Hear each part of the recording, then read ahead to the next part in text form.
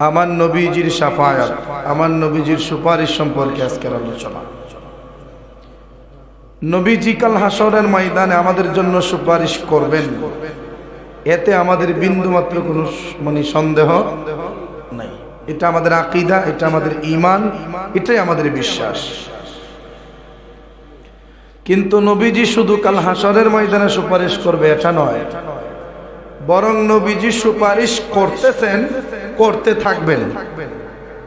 মানে হাসরের দিন নবী সুপারিশ তো করবেনই, এখনো নবী সুপারিশ করতেছেন। এখনো যদি রওজার সামনে গিয়ে কেউ দাঁড়িয়ে রাসূল পাকের দোহাই দিয়ে আল্লাহর কাছে ফরিয়াদ করে, আমার নবী ওই উম্মতের দোয়া কবুলের জন্য আল্লাহর কাছে সুপারিশ করে। তো সেই দয়াল নবীর শাফায়াত উম্মতের জন্য সবচেয়ে বড় সৌভাগ্যের বিষয়।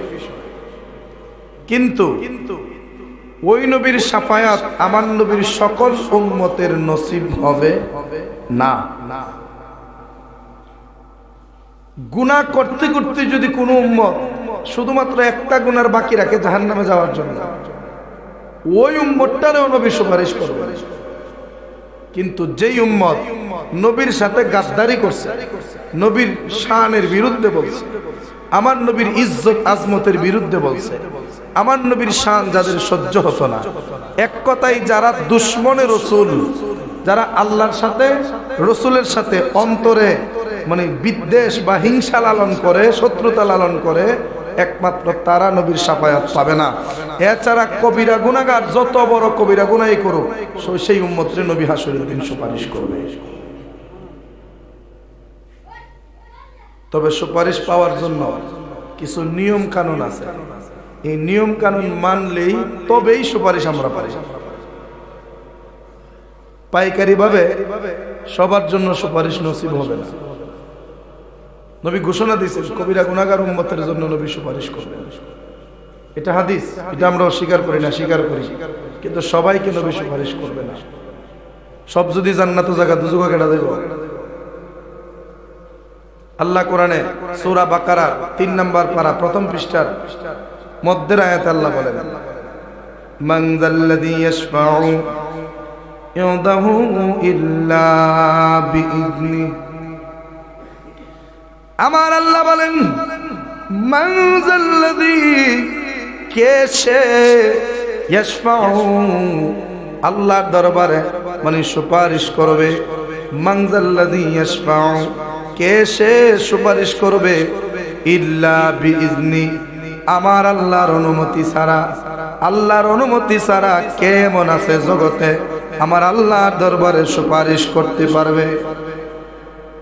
এই আয়াত দিয়ে আল্লাহ বুঝাই দিলেন, আল্লাহর এই সৃষ্টি জগতে কেউ শাফায়াত করার অধিকার রাখে না যতক্ষণ আল্লাহ অনুমতি না দিবেন। এই আয়াতের ভুল ব্যাখ্যা করে কিছু কিছু মুফাসসির আমরা এটা বোঝায় যে আল্লাহ কোরআনে কইছে কেউ সুপারিশ করতে পারবে না, এই জন্য নবীও পারবে। নবী নিজের চিন্তায় ব্যস্ত থাকবে, নবী নিজের জন্য ব্যস্ত হয়ে পড়বেন। কি এর খাজা বাবা টাজা বাবা, কেউ সুপারিশ করতে পারবে না। নাউজুবিল্লাহ কইতেন না। আল্লাহ কয় কেউ সুপারিশ করতে পারবে না, কথা সত্য। তবে আমি আল্লাহ যারে অনুমতি দিব সে সুপারিশ করতে পারবে। এবার আসেন আল্লাহ কাদেরকে অনুমতি দিবেন। আল্লাহ বলছে কেউ পারবে না, প্রথমে না করছে, পরে কয় জেরে অনুমতি দিমু এও সুপারিশ করতে পারে। এবার আমার নবীর জবানে আবার নবী কয়, কাল হাসরের ময়দানে আদম সফিউল্লাহ থেকে ঈসা রূহুল্লাহ পর্যন্ত সকল আম্বিয়া কেরামগণ দাঁড়িয়ে থাকবেন। কেউ আল্লাহর দরবারে সুপারিশ করার মতো ক্ষমতা দেখাবেন না। কিন্তু ওই দিন আল্লাহর অনুমতি ক্রমে সবচাইতে বড় শাফায়াত আমি নবী করব। আমি নবী হব শাফায়াতে কুবরার অধিকারী। সবচেয়ে বড় যে শাফায়াতটা, এটা আল্লাহ আমি নবীর পক্ষ থেকে কবুল করবেন। আল্লাহ বলবেন, দোস্ত সান আমনে আজকে হাসরের মাঠ সাজাইছি আমনের লাগিয়া, আজকে আমনেই সব, আমনে আজকে জেরে সুপারিশ করবেন, যেমনে কইবেন আজকে হাসরের মাঠটা এমনি চলবো। কিন্তু আদম থেকে ঈসা রুহুল্লাহ পর্যন্ত সমস্ত নবীগণ যাদের সুপারিশ করার ক্ষমতা আছে, কিন্তু তিনারা সুপারিশ করার সাহস করবেন না।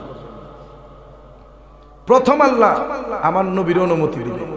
নবী সুপারিশ করার পর, মানে আমার নবীর সুপারিশের কাজ শেষ হওয়ার পর আল্লাহ পর্যায়ক্রমে আদম নবীরে কইবে, আবার তুমি কিছু কইবানি? ও নূহ নবী তুমি কিছু কইবানি? ও মুসা নবী তুমি কিছু কইবানি? এইভাবে আল্লাহ পর্যায়ক্রমে সকল নবীদেরকে জিজ্ঞাসা করবেন। এরপরে নবীদের সাহাবীদেরকে জিজ্ঞাসা করবেন, এরপরে আউলিয়া কেরামদেরকে জিজ্ঞাসা করবেন, এরপরে মুহাক্কিক আলেমদেরকে জিজ্ঞাসা করবেন, এরপরে শহীদ যারা আল্লাহ রাস্তায় হয়ে গেছে তাদেরকে আল্লাহ জিজ্ঞাসা করবেন। কি চাও বলো? সুবহানাল্লাহ। আমার নবী কয়, ইয়াশফাউ ইয়াউমাল কিয়ামাতি সালাসুন, আল আমবিয়াউ সুম্মাল উলামাউ সুম্মাশ শুহাদা। আমার আল্লাহ ডাক দিয়া বলে, ওরে জগতের মানুষ, আমার হাবিব কি বলে শুনে নাও। আমার দয়াল নবী বলে, ইয়াশফাউ ইয়াউমাল কিয়ামাতি, কিয়ামতের ময়দানে সুপারিশ করতে পারবে সালাসুন, তিন ধরনের বান্দারা। তিন ধরনের বান্দারা কিয়ামতের ময়দানে, মানে হাসরের ময়দানে সুপারিশ করার অনুমতি আল্লাহ দিবেন। ও নবী গো, এরা কারা? ওনারা কারা? এই তিন শ্রেণীর বান্দারা কারা? আল্লাহর নবী ডাক দিয়া বলে, এক নম্বরে হলো আল আম্বিয়া, আদম নবী থেকে আমি নবী পর্যন্ত যত নবী রাসূল এই দুনিয়ার জমিনে শুভ আগমন করেছিলেন, সমস্ত নবী রাসূলদেরকে আল্লাহ তাআলা সুপারিশ করার মতো ক্ষমতা দান করবেন। সমস্ত নবীরা সুপারিশ করতে পারবে হাসরের ময়দানে।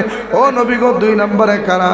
আমার নবী ডাক দিয়া কই, সুম্মাল উলামা, আমার উম্মতের মধ্যে যারা মুহাক্কিক আলেম হবে, মুহাক্কিক আলেম যাদের ভিতরে হুব্বে রাসূল থাকবে, যাদের ভিতরে আমি নবীর প্রতি আদব থাকবে, যাদের ভিতরে কোরআন সুন্নাহর প্রকৃত জ্ঞান থাকবে, ওই সমস্ত মুহাক্কিক আলেমগণ কাল হাসরের ময়দানে নবীদের পরে সুপারিশ করাবে।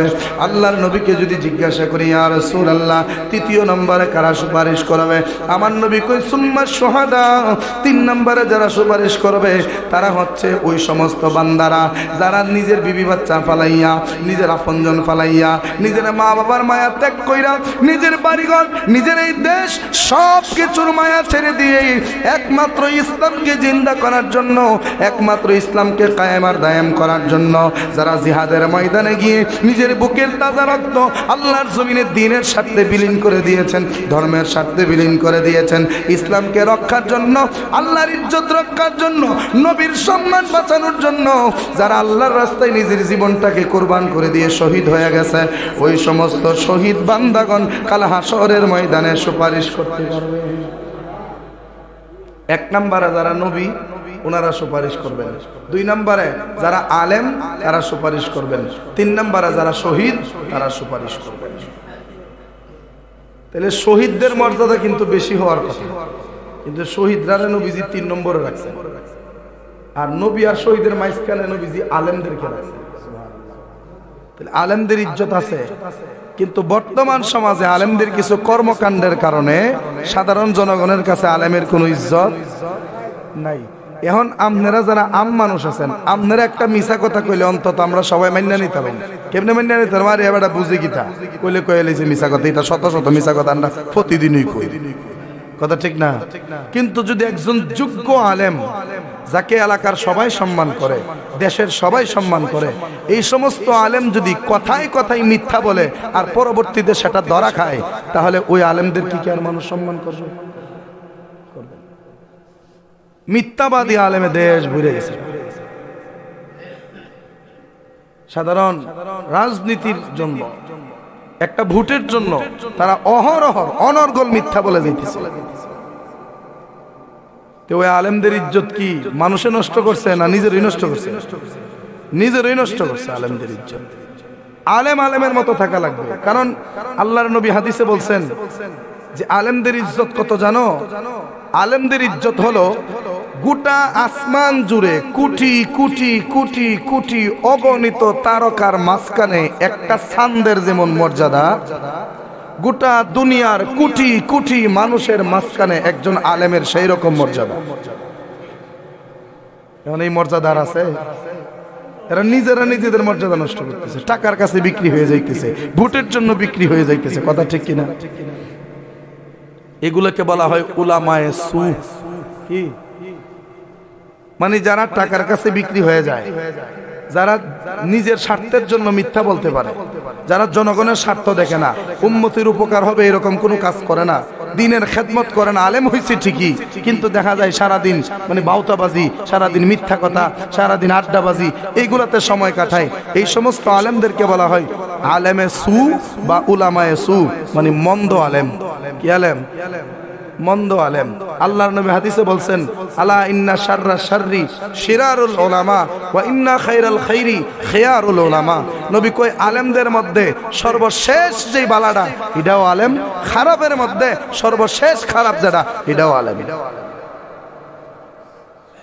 নবী কয় এই জগত বালার মধ্যে শেষ বালা যেটা, যেমন আমরা সবাই ভালো, ঠিক না? তা আমরার মধ্যে বালার একটা তুলনা আছে না নাই? একজনের তার একজন ভালো, একজনের তার একজন ভালো। এইরকম সর্বশেষ কি আছে, এই লোকটা সবচাইতে বেশি ভালো, এই লোকটা আলেম। মানে একমাত্র আলেমই হবে সবচাইতে ভালো। আবার নবী কয় দুনিয়ার মধ্যে একটা হইলো সেসকা সুর, একটা ফিসকা সুর, একটা ইং সুর, একটা হইলো ডাহাই। এরকম সুরের স্কেল আছে না? আছে। এরকম করতে করতে করতে করতে খারাপের অক্ষরে শেষ খারাপ যেটা, এটাও হইলো আলেম। নাউজুবিল্লাহ কোন? তাহলে টুপি দাড়ি ফাগরি এইগুলা দেখলেই কিন্তু আলেম বইলা বুকে টেনে নেওয়া যাবে না। ওরে নূর নবীজির প্রেমে জাগার কান্দে না রে প্রাণ, ওরে টুপি দাড়ি পাগড়ি দ্বারা হই না মুসলমান। কথা ঠিক কিনা? নূর নবীজির প্রেমে জাগার কান্দে না রে প্রাণ, ওরে টুপি দাড়ি পাগড়ি দ্বারা হয় না মুসলমান। আল্লাহর নূরে নবী পয়দা, কোরআনে বয়ান, হুব্বে রাসূল ঈমানের মূল, হাদিসে প্রমাণ। কথা ঠিক কিনা? আলেম দেখলি ভিড়া যাবে না, দেখতে হবে হুব্বে রাসূল আছে কিনা, নবীর সুন্নতি তরিকা আছে কিনা, তার মধ্যে অন্তত অশ্লীলতা, বেহায়াপনা, নোংরামি বা তার মধ্যে উলামায়ে সুয়ের খারাপ স্বভাবগুলো আছে কিনা। সত্যিকারের আলেম যদি কেউ হতে পারে, ওই আলেম হাসরের ময়দানে আল্লাহর দরবারে আল্লাহর অনুমতি ক্রমে সুপারিশ করতে পারবে। নাইলে আপনারা আলেমরা এত মায়া করেন, হুজুর আরে দাওয়াত দেন না, খাওয়ান, খাওয়া লয় কিন্তু কারাকারি লেগে যায়। কই জানে আমি দাওয়াত খেতে গেছিলাম কালকে, তো গতকালকে সোনারো ঘাট। গত বছর আমি এক জায়গায় গেছিলাম, মনে করেন না গত বছর ছিল এক জায়গায় খাওয়ানোর দাওয়াত, এইবার মনে করেন না 1000 হাত হইব, মনে নিম্নে 1 মাইল হইব, অত দূরে হইলো খাওয়ানোর দাওয়াত। মাহফিল হইলো 1 মাইল দূরে, আর খাওয়ানোর দাওয়াত হইলো কেন? কইলাম যে গতবার তো দাঁড়ে দাঁড়িয়ে আছে, গতবার তো কাছাকাছি ছিল, এবার দূরে কেড়ে। উনি এবার মানতেছে না, এই জন্য কইতেছে আমার বাইত নিয়নি লাগবে, এবার আলেমদের খাবার আমার বাইতে হবে। এবার এভাবে বাইতে বাইতে প্রতি বছর একজনে লয়ে যায়, যা লাগে খাবার সবকিছুর ব্যবস্থা করে। তো এই যে মহব্বতটা আলেমদেরকে করে, আমরা কি করি না? আমাদের এলাকায় আলেম ওলামা আসলে আমরা কি ইজ্জত করি না? যতটুকু সাধ্য আছে, যতটুকু সামর্থ্য আছে, এইটুকু দিয়ে আমরা আলেমদেরকে খাওয়াই এবং পর্যাপ্ত পরিমাণে হাদিয়া দেওয়ার চেষ্টা করি। এই সম্মানটা একমাত্র ওই জন্য করি কারণ নবীর রেখে যাওয়া দায়িত্ব আল্লাহ আলেমদের উপরে দেওয়ার কারণে আলেমদের সম্মান আল্লাহর নবী বাড়িয়ে দিয়েছেন। কারণ আলেম যদি কোনো বান্দার প্রতি খুশি থাকে, সত্যিকারের আলেম, আবার আমরার মতো আদামাদা না, সত্যিকারের মুহাক্কিক আলেম যারা কথা বললে বোঝা যায় যেন আল্লাহ নবী কথা বলতেছেন, মানে তাদের কথার ভাষা, মাধুর্যতা, ব্যবহার নম্র, কোনো ধমক নাই, খুব সুন্দর করে কথা বলে। এইরকম আলেমরা উনারা যদি খুশি থাকে, খোদার কসম আমার নবী খুশি হয়ে যাবে। কিন্তু আমাদের মতো ছাতা পাতা আলেম, আমরা খুশি হইলেও কিছু আয়া যায় না, আমরা বেজার হইলেও কিছু আয়া যায় না। কিন্তু মুহাক্কিক আলেমদেরকে সম্মান করতেই হবে, নতুবা যদি তাদের সাথে বেয়াদবি করেন আমার নবীর শাফায়াত থেকে বঞ্চিত হয়ে যাবে। এবার আসেন মূল আলোচনায় দেখি। ইয়াতাকিদু আন্না শাফাআতাল কুবরা ফিল মাকামিল মাহমুদ খাসসাতুন বিনবিয়িনা লা শারীকা লাহু ফি যালিক। ইয়াতাকিদু, আমাদের আকীদা হলো আন্না শাফাআতুল কুবরা, নিশ্চয় শাফাআতে কুবরা, ফি মাকামিল মাহমুদ, এবং মাকামে মাহমুদ। শাফাআতে কুবরা আর মাকামে মাহমুদ এই দুইটা মহা সম্মানিত স্থান, খাসসাতুন একমাত্র খাস করে, বিনবিয়িনা আমাদের নবীর জন্য। এটা আদম থেকে ঈসা রুহুল্লাহ, কারো হক নাই এখানে, কারো হক নাই শাফায়াতে কুবরা আদম থেকে ঈসা রুহুল্লাহ কারো হক নাই। শাফায়াতে কুবরা একমাত্র আমার নবীকে আল্লাহ দান করবেন। মাকামে মাহমুদ আদম ও সফিউল্লাহ থেকে ঈসা ইবনে মারইয়াম আলাইহিস সালাতু ওয়াস সালাম পর্যন্ত কোন নবীদের মাকামে মাহমুদ মানে সেই জায়গা আল্লাহ তাদেরকে দিবেন না। এই সম্মানিত জায়গা আল্লাহ আমার নবীর জন্য রেখেছেন। এরপরে কি কয়, লা শারীকা লাহু, কোনো সন্দেহ নাই, কোনো শরীক নাই, ফি যালিক, এটার মধ্যে। মানে মাকামে মাহমুদের নবীর সাথে আরেকজন শরীক আছে এরকম নাই। শাফায়াতে কুবরায় নবীর সাথে আরেকজন শরীক আছে এরকমও নাই। শাফায়াতে কুবরায় একমাত্র আমার নবীর জন্য, মাকামে মাহমুদ একমাত্র নবীর জন্য। এছাড়া যত সম্মানিত জায়গা আছে আল্লাহ সবাইকে সব জায়গায় শরীক করে দিয়েছেন। জোরে বলি সুবহানাল্লাহ। এই দুইটা জিনিস একমাত্র কাদের জন্য? মানে কার জন্য? আমাদের নবীর জন্য। এবার আসেন আল্লাহর নবী রাহমাতাল লিল আলামিন হাসরের ময়দানে গুনাহগার উম্মতদেরকে সুপারিশ করবেন।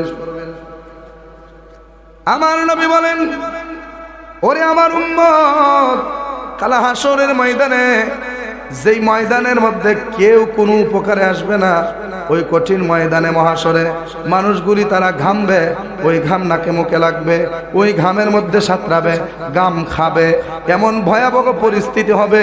ওই দিন কেউ কারো উপকারে আসবে না। আদম নবী মুখ ফিরায় নেবে, ঈসা নবী মুখ ফিরায় নেবে, মুসা নবী মুখ ফিরায় নেবে, নূহ নবী মুখ ফিরায় নেবে, ইব্রাহিম নবী মুখ ফিরায় নেবে, যত আম্বিয়া কিরামগণ আছেন সবাই মুখ ফিরাইয়া বলবে, আমাদের কাহার উদার আল্লাহর কাছে তোমাদের পক্ষে সুপারিশ করা সম্ভব হবে না, আমরা নিজেদেরকে নিয়ে ব্যস্ত আছি।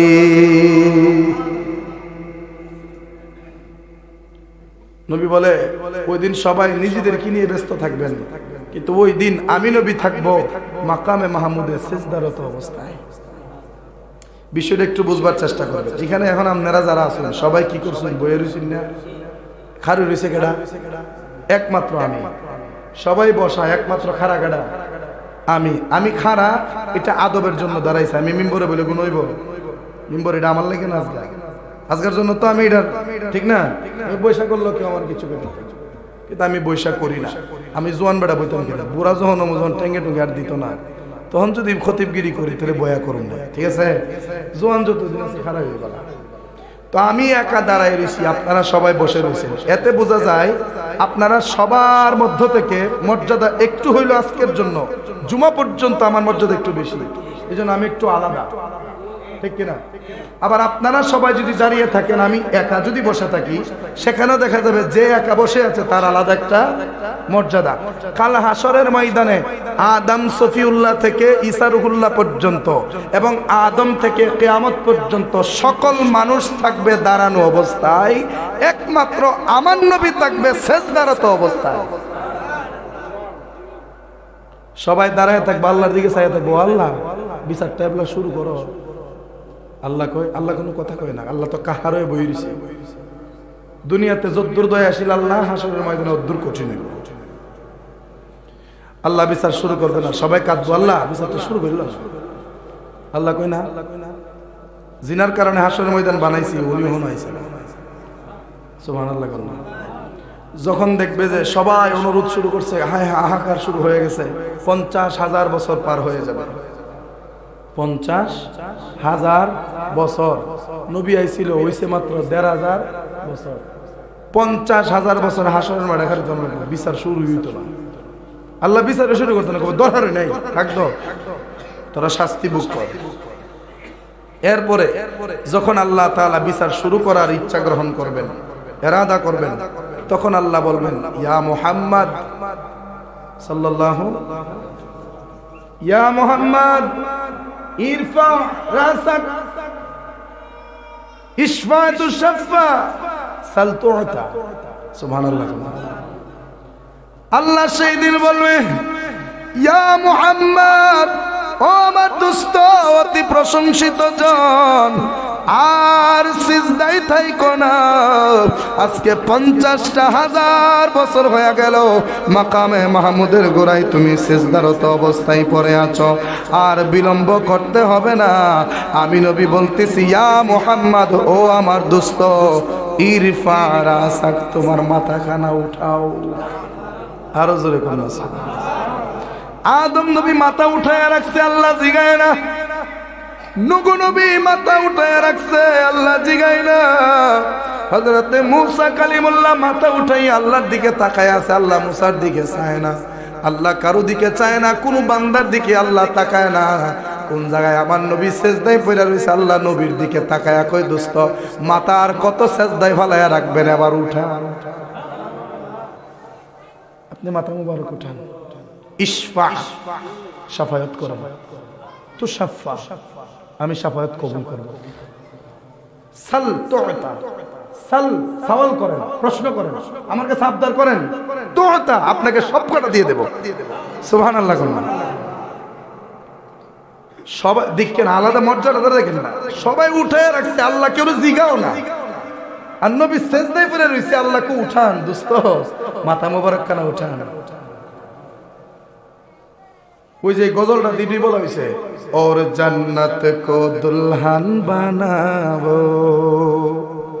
आने वाला है महबूब मेरा, अर्श कुर्सी फेरिस्तो सजाओ, आने वाला है महबूब मेरा, अर्श कुर्सी फेरिस्तो सजाओ, सर्द कर दो जहन्नम की आतिश, सर्द कर दो जहन्नम की आतिश, और जन्नत को दुल्हन बनाओ। कौन ना মারহাবা। এটার তরজমা আগামী জুম্মাত কুমু মেরাজের ওয়াজ, তাহলে বুঝতে সহজ হবে। আজগা হাসরের ময়দানের একটু কথাটা শেষ করি। তাইলে আমার নবীর আল্লাহ মায়া করে জিগেব, দোস্ত মাথা খানা উঠান। আমার নবী মাথা উঠাইব, উঠানোর পর আল্লাহ কইব, ইশফা শাফায়াত করেন। আপনি চান আমার কাছে, আমার নবী কো কি চাইতাম, আপনার যা ইচ্ছা, কো জান্নাতটা চাওয়ার আছে, চাইতাম না, এটা আমার দরকার নাই। সুবহানাল্লাহ। জান্নাত চাইলে দুনিয়া চাইলে তো তুমি আমার দিলাইতা, কিন্তু জান্নাত আমার চাওয়ার নাই। আমি তো তুমি মনিবরে সব সময় চাই, তো তুমি মনিব যেহেতু আমার হইছে, আমার আর কিচ্ছু চাওয়ার নাই, শুধু আমার উম্মত গুলারে আমার হাতে দেন। জোরে কন্যা সুবহানাল্লাহ। একটু একটু মনের মানে মন দিয়ে একটু বোঝার চেষ্টা করেন, দিলটা দিয়ে একটু বোঝার চেষ্টা করেন। নবী এই কথা কইতো না যে আমার উম্মতরে মাফ করে দেব, মাফ করে দিলে কজনটা মাফ করবে। নবী কইব রাব্বি হাবলি উম্মতি, এটার অর্থটা আমরা জানা দরকার। রাব্বিক ফিরলি উম্মতি, আল্লাহ আমার উম্মতরে মাফ করে দাও, এটার অর্থ হইল এটা।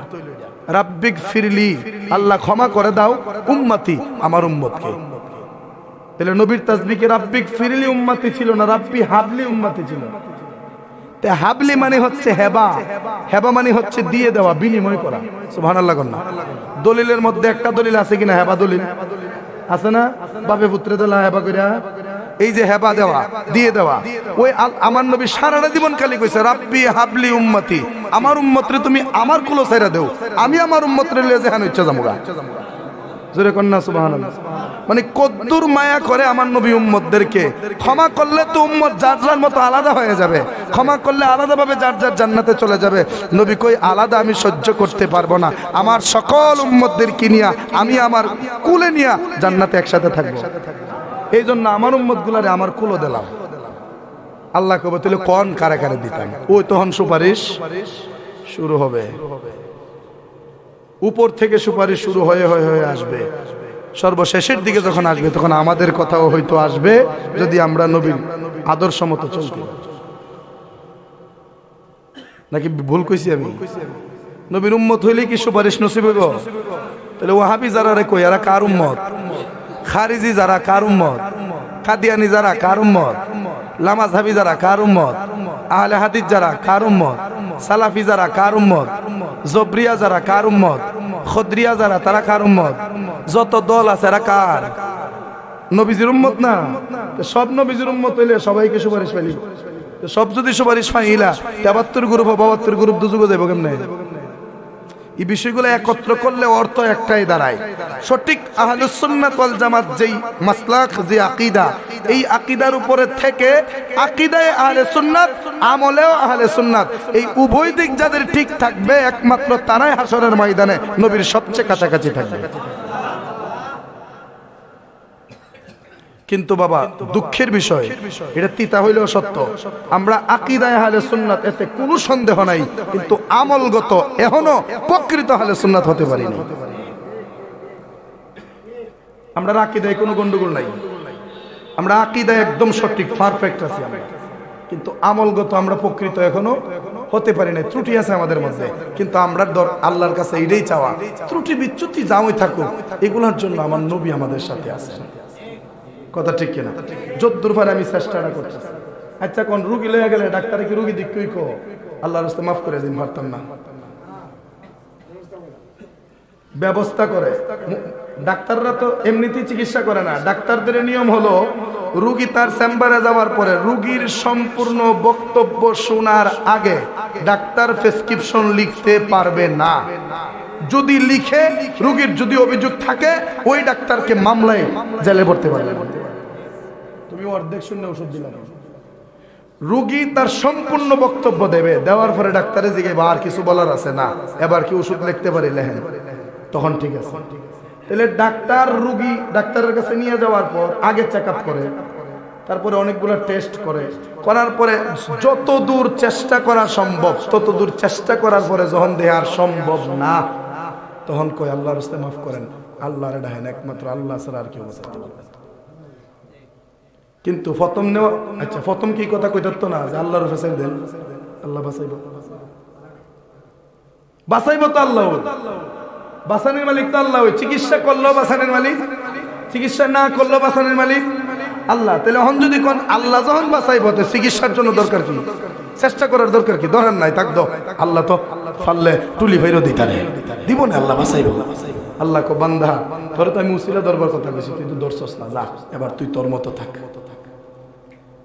এই বিষয়টা একটু সহজভাবে বুঝতে গেলে, ডাক্তারের কাছে রুগী নিয়ে যাওয়ার পরে সর্বোচ্চ চেষ্টা করার পরে যখন আমরা পারি না, তখন ভরসা একটা কি, আল্লাহ যদি দয়া করে তাহলে বাঁচবে, এছাড়া আমাদের আর কোনো উপায় নাই। এখন আমরা যদি হাসরের ময়দানে এই আযাব থেকে বাঁচার জন্য, কবরের আযাব থেকে বাঁচার জন্য, মৃত্যুর এই ভয়াবহ আযাব থেকে বাঁচার জন্য, মিজান ফুলসিরাতের সেই আযাব থেকে বাঁচার জন্য অন্তত চেষ্টা না কইরা কই নবী আছে, নবী আছে না, বুঝে না কথা। আমরা বাঁচার জন্য নিজের তরফ থেকে যে চেষ্টাটা করন, এটা আমরা করলাম না, নবীর উপরে ভরসা দিয়ে বসে রইলাম, নবী আমরার জন্য বয়ে রইছে না। আপনি যদি আপনার তরফ থেকে যতটুকু চেষ্টা করা সম্ভব করতে পারেন, এরপরে ভুল বেয়াদবি যাই হইছে আপনি আল্লাহ রাসূলের উপরে ছেড়ে দিয়ে দুনিয়া থেকে বিদায় হয়ে যান। নবী কবি উম্মত রে, চেষ্টাটা করছস, কুলাইতে পারছস না, বাকিটা আমি নবী দেখতেছি। সিবাগাতুল্লাহি ওয়া মান আহসানু মিনাল্লাহি সিবগা, তখন আপনি আল্লাহর রঙে রঙিন হইতে পারবেন। বাবারা আমার, কাল হাসরের ময়দানে সেই ভয়াবহতা দেখলে, সেই ভয়াবহতার হাদিসগুলা শুনলে পশম দাঁড়ায়া যায়। নবী কয়, হাসরের ময়দানে সমস্ত উম্মতদেরকে নবী সুপারিশ করবে, তবে বিশেষ করে তাদেরকে। ওয়ান আনাস রাদিয়াল্লাহু তাআলা قال قال رسول الله صلى الله عليه وسلم شفاعتي لأهل الكبائر من উম্মতি, আমার নবী কয় আমি নবী শাফায়াত করব আমার ওই সমস্ত উম্মতদেরকে যারা কবিরা গুনাহগার। এখন আপনারা কোন কার কবিরা গুনাহটা নাই?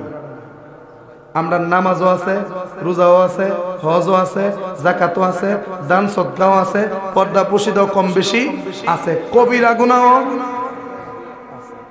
ওই নবী কই ওই সমস্ত কবিরা গুনাহগারের জন্য আমি নবীর শাফায়াত। এরপরে দেখেন আল্লাহ রাসূল বলেন, আমার প্রভু আমার সাথে আমার উম্মতের ৭০,০০০ ব্যক্তিকে প্রত্যেক হাজারের সাথে আরো ৭০,০০০ বিনা হিসাবে বিনা শাস্তিতে জান্নাতে প্রবেশ করানোর অঙ্গীকার করেছেন। সুবহানাল্লাহ। আমার আল্লাহ আমার সাথে ওয়াদা করেছেন, দোস্ত আপনার উম্মতের মধ্যে ৭০,০০০ উম্মত, ওই ৭০,০০০-এর সাথে প্রত্যেক জনের সাথে আরো ৭০,০০০ করে। ৭০,০০০ উম্মত, ৭০,০০০-এর সাথে প্রত্যেকের সাথে আরো ৭০,০০০ করে। ওই উম্মত গুলারে আমি আল্লাহ বিনা শর্তে মাফ করে দিয়েছি।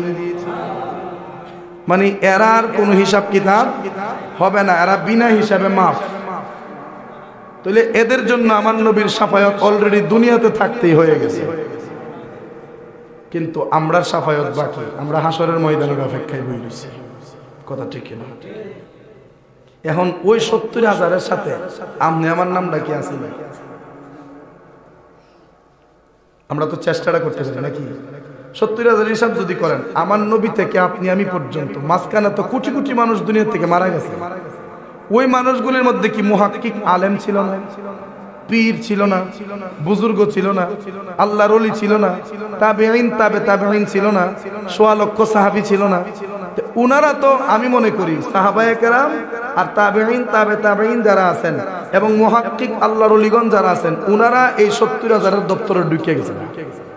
বড় পীর হুজুর গাউসুল আজম সহ, সুবহানাল্লাহ। কারণ আল্লাহ যেহেতু নবীর সাথে অঙ্গীকার করছেন, আমি তো এর বাহিরে আর কাউকে দেখি না। কারণ এখন জামানা যত যাবে আল্লাহর ওলির জায়গা উলু বেরিব, বুঝলি? এখন জামানা যত যাবে সামনের দিকে আর সত্যিকারের পীর বুজুর্গ খুঁজে পাওয়া যাবে না। কারণ সে সাধনা করবে, মোবাইল হাতে নিলে সাধনা নষ্ট হয়ে যাবে, শেষ। কারণ কত পীর বুজুর্গদেরকে দেখছি নামাজের মধ্যে ঢুকছে, ইমামতি খারুব, এই মুহূর্তে ফোন আইছে, ফোন ধরে তারে কইতেছে আমি নামাজও আছি। কেন আপনি নামাজে দাঁড়াইছেন? মোবাইল এই সময় দরকার আছে? আপনি একজন বুজুর্গ মানুষ। ইয়া নবী সালাম আলাইহি। আমি এখন প্রায় মাহফিলে এই কথাটা কই, মানে আমি চেষ্টা করি তাদেরকে বোঝানোর জন্য কোন জিনিসটা, যে ভাই ওয়াজ মাহফিলে কোনো বাধা আছে? বাধা নাই। কোনো ওয়াহাবি আমরা ওয়াজ করতে বাধা দেয়? ওয়াজে বাধা নাই, দরুদে বাধা নাই, জিকিরেও তেমন একটা বাধা নাই। বাধাটা হইলো কিয়ামে। কিসে? ইয়া নবী সালাম আলাইহি কইলে তো বাধা নাকি? আমার কইতে হলো যেটাতে বাধা বেশি, আমি মনে করি এটা আধা ঘন্টা ধরে করবার দরকার। কথা ঠিক কিনা? ওয়াজে বাধা নাই, ওয়াজ কম, ওয়াজ তারাও করে আমরাও করি। ওয়াজ মানুষের মন থাকে না, সহালে উল্লে বিল্লাহওয়ালা মন থাকে না। কিন্তু কিয়ামে দাঁড়ায় যদি আধা ঘন্টা নবীরে সালাম দিতে পারতাম কোনো একদিন, তাহলে আপনি অরিজিনালি কিয়ামের স্বাদ অনুভব করতে পারতেন। এই যে কিয়ামের মধ্যে দাঁড়ায় আমার নবীকে আমরা সালাম দেব, এই সালামের মধ্যে আমাদের তাড়াহুড়া। আবার দেখি অনেকে, আল্লাহ মাফ করুক, অনেকে দেখি কিয়ামের মধ্যে নবীরে সালাম দিতে চাইছা। আমরা আকীদা কি? নবী কি মরা না জিতা? নবী হাজির নাজির আকীদা আছে কিনা? আমরা যে সালাম দিতেছি নবী সরাসরি শুনতেছে, আকীদা আসেনি? আমার নবী যে আমরারে দেখতেছে, সালাম শুনতেছে, এমনকি আমরারে চিনতেছে, কোথায় থেকে সালাম দিতেছে এটাও নবী জানে, আকীদা আছে কিনা? তাহলে কিয়ামের মধ্যে ফোন আইছে, ওমা মোবাইল কেন দিয়া কিয়াম সাইরা দিয়া আমরা আম পাবলিক, আমরা যেন এটা করতেই পারি। আমরা বুঝি না এটা আমরা দ্বারা হইতেই পারে, কিন্তু একজন আলেম, একজন বুজুর্গ, একজন হক্কানি মানুষ যদি এরকম থাকে আমরা সহ্য করতে পারি? এরকম বহু দেখেছি, আল্লাহ হেদায়েত করুক, বলি আমিন। এই জন্য বলি দিন যত যাবে বুজুর্গ আর পাওয়া যাবে না। এই জন্য বর্তমান জামানায় আপনাদের জানা শোনা মতে যিনারা ভালো আছেন, বুজুর্গ আছেন, আপনার বিবেক সাক্ষী দেয় উনি ভালো, আপনি তার কাছে মুরিদ হয়ে যান। যদি কোন যে আর 5 বছর 10 বছর পরে মুরিদ হবো, 5 বছর 10 বছর পরে আর দিন খাই লইব। আল্লাহ আমরা বোঝার তৌফিক দেখ, বলে আমিন। কথাটা শেষের দিকে নিয়ে আসতেছি, জুমার দিন বেশি লম্বা করবো না, অলরেডি সময় শেষ হয়ে গেছে। তো আমার নবীর শাফায়াত আমরা চাইতো ইনশাআল্লাহ, যেরকম আমরা চাইতো আমার নবীর শাফায়াত যদি আমরা চাইতে চাই, 1 নাম্বার আকীদা শুদ্ধ করতে হবে, 2 নাম্বার ঈমান পরিপূর্ণ আনতে হবে, 3 নাম্বার আল্লাহর ফরজ বিধান নামাজ, রোজা, হজ, যাকাত, হালাল হারাম এই 2টা জিনিস বাচ্চা চলতে হবে, পর্দা ঠিক রাখতে হবে, জবান হেফাজত করতে হবে, লজ্জাস্থান হেফাজত করতে হবে। এই কয়েকটা কাজ যদি করতে পারেন আপনার জন্য নবীর শাফায়াত ওয়াজিব। বেশি না, নবী তো ডাইরেক্ট কইছে 2 চোয়ালের মধ্যবর্তী, মানে উপর আর নিচের দাঁতের মাঝখানের যে জিহ্বাটা এটারে যদি বাঁচাইতে পারো, আর 2 উরুর মাঝখানের যে লজ্জাস্থান, এই লজ্জাস্থান, এই 2টা জিনিসের জিম্মাদারিত্ব যদি তুমি নিজে নিতে পারো, যে এগুলা দিয়ে কোনো অপকর্ম করবা না, আমি নবী তোমার জান্নাতের জিম্মা হয়ে গেলাম। মানে তুমি এগুলার হেফাজত করবা আর তোমার জান্নাতে সুপারিশ করে নেওয়ার দায়িত্ব আমি নবী। তাহলে এই 2টা জিনিস যদি আমরা হেফাজত করতে পারি, শাফায়াত তো নবীর আমাদের জন্য নসিব হবে, কথা ঠিক কিনা? আমাদের জন্য নবীর শাফায়াত নসিব হবে, কিন্তু এই 2টা জিনিস বর্তমানে হেফাজত করা খুব খুব খুব খুব খুব কঠিন, কথা ঠিক কিনা? কন আল্লাহ আমরা বোঝার তৌফিক দেখ, বলে আমিন। ওই দিন কেউ উপকারে আসবে, যত আল্লাহর নবী রবে নাফসি নাফসি বলবে সবে, কাঁদবে সবাই হইয়া লাচার। এমন সেই কঠিন বিধান, মাই চিনবে না গর্বের সন্তান, স্বামী নাচি নিবে পরিবার। বাঁচাও বাঁচাও উঠবে ধ্বনি, সেই দিন নবী গুণমণি। বাঁচাও বাঁচাও উঠবে ধ্বনি, সেই দিন নবী গুণমণি। উম্মত বলে করিবেন চিৎকার, পাপী উম্মতকে করিবে পার। আর পাপী উম্মত কে করিবে পার। কঠিন হাসরের দিনে আখির নবীজি বিনে, পাপী উম্মত কে করিবে পার। আর পাপী উম্মত কে করিবে। আল্লাহ বলবেন আবু বকর, নবী বলবেন আবু বকর, তুমি লও দোজখের খবর। দোজখে নি যায় উম্মত আমার। কোথায় বাবা উসমান গনি, তুমি লও কাউসারের ঘানি। মারহাবা কোন। কোথায় বাবা উসমান গনি, তুমি লও কাউসারের ঘানি। উম্মতের করাও না আঘার। ফুলসিরাতের কঠিন পুলে হযরত আলী যাও না চলে। মারহাবা। ফুলসিরাতের কঠিন পুলে হযরত আলী যাও না চলে। উমর যাও মিজানের পাল্লার ধার, পাপী উম্মতকে করিবে পার। আর পাপী উম্মতকে করিবে পার। নবী বলবেন ফাতেমারে, জগতের মা কয় তোমারে, তুমি বাঁচাও সন্তান মা তোমার। ফাতেমা বলবে কান দিয়া, শুনো গো সাইকি বিরিয়া। মারহাবা কোন। ফাতেমা বলবে কান দিয়া, শুনো গো সাইকি বিরিয়া। আমার একটাই আছে যে বিচার, আমার হুসাইন যখন মারা গেল, শির কাটিবার কথা ছিল, বাজু কাটা কেন গেল তার। পাপী উম্মতকে করিবে পার। আর পাপী উম্মতকে করিবে পার। আল্লাহ বলবে ফাতেমারে, শোনো গো কই তোমারে, বিনিময়ে কি চাও তুমি তার। ফাতেমা বলবে কান দিয়া, সাই উম্মতে রাসূলুল্লাহ। ফাতেমা বলবে কান দিয়া, সাই উম্মতে রাসূলুল্লাহ। বাবার উম্মত দাও ব্যস্ত মাজার। এই গোলামে ডেকে বলে, সেই দিন নবীর উম্মত হলে ভয় ভাবনা থাকিবে না তার। পাপী উম্মতকে করিবে পার। আর পাপী উম্মতকে করিবে পার। আসসালামু আলাইকুম ওয়া রাহমাতুল্লাহ। যারা সুন্নাত পড়েন নাই, সুন্নাত পড়েন।